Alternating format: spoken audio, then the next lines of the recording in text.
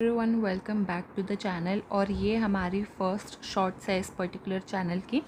तो इसमें ना मैंने बेसिकली एक सीरीज़ स्टार्ट करने का सोचा है जिसमें मैं हर चैप्टर से एसोसिएटेड जो कंटेंट होगा उसको बहुत ही शॉर्ट फॉर्म में इंपॉर्टेंट लाइंस है वो हम डिस्कस करेंगे शॉर्ट वीडियोस में। ठीक है, तो अब जल्दी से चैप्टर द लिविंग वर्ल्ड की तो वहाँ से शुरू करते हैं। देखो, सबसे पहले हम बात करते हैं ग्रोथ की बेसिकली ट्विन कैरेक्टरिस्टिक्स होती है, यानी कि हम इंक्रीज इन मास को भी ग्रोथ बोल सकते हैं और इंक्रीज इन नंबर को भी ग्रोथ बोल सकते हैं।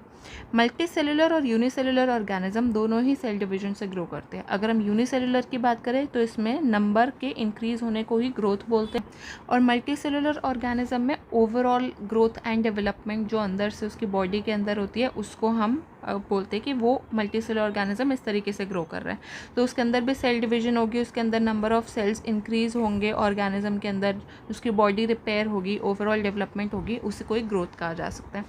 प्लांट्स के केस में ग्रोथ कॉन्टिन्यूस होती है थ्रू आउट देयर लाइफ, लेकिन एनिमल्स के केस में ग्रोथ काफ़ी लिमिटेड होती है, यानी कि एक पर्टिकुलर एज तक ही कंटिन्यू करती है, फिर उसके बाद रुक जाती है।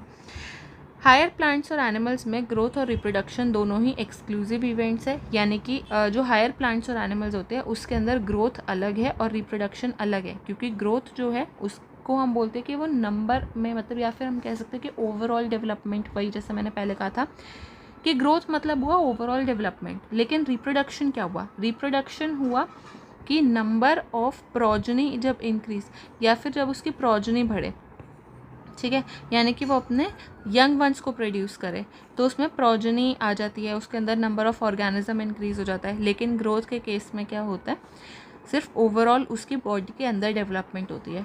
तो यहाँ पे नंबर का इंक्रीज होना, या फिर आप कह सकते हो कि यहाँ पे जो है उसकी प्रोजनी प्रोड्यूस होती है, उसकी यंगर वंस प्रोड्यूस होते हैं, लेकिन यहाँ पे ग्रोथ के केस में सिर्फ उसकी बॉडी की डेवलपमेंट होती है।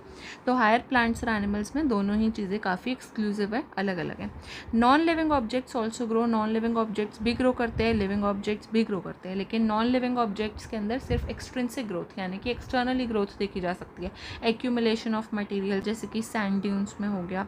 लेकिन लिविंग ऑर्गेनिजम्स में ग्रोथ जो है वो एक्सट्रिंसिक और इंट्रिंसिक दोनों तरीक़ों से होती है, यानी कि इसके अंदर बाहर से भी ग्रोथ दिखती है और उसकी बॉडी के अंदर भी ग्रोथ होती है। कि growth is not a defining feature. अब ग्रोथ डिफाइनिंग फीचर क्यों नहीं है लिविंग ऑर्गेनिजम्स का? क्योंकि नॉन लिविंग ऑब्जेक्ट्स भी ग्रोथ एग्जिबिट कर सकते हैं, यानी कि ये कैरेक्टरिस्टिक तो है लिविंग ऑर्गेनिज्म की कि हर एक लिविंग ऑर्गेनिज्म ग्रोथ शो करता है, लेकिन नॉन लिविंग ऑर्गेनिज्म भी ग्रोथ शो करते हैं, जिसकी वजह से हम ऐसे नहीं बोल सकते कि ग्रोथ हो रही है तो मतलब वो पर्टिकुलर जो चीज़ है वो लिविंग ऑर्गेनिज्म ही होगी।